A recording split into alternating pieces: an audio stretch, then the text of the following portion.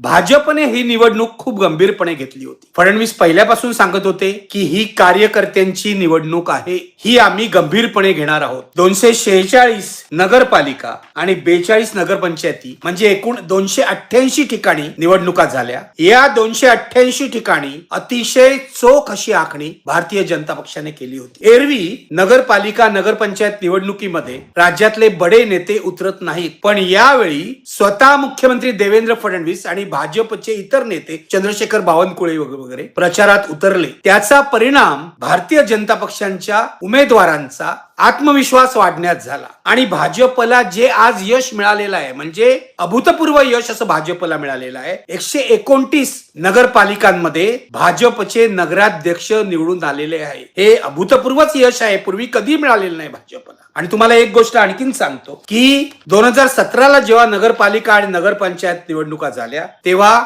भारतीय जनता पक्षाचे, तेव्हाही भाजप सत्तेत होता लक्षात घ्या, तेव्हा भाजपचे 1602 नगरसेवक निवडून आले होते. यावेळी त्यापेक्षा दुपटीहून अधिक नगरसेवक निवडून आलेले आहेत. यावेळेला देवेंद्र फडणवीस यांनी जो आकडा दिलाय त्यानुसार 3325 नगरसेवक निवडून आलेले आहे.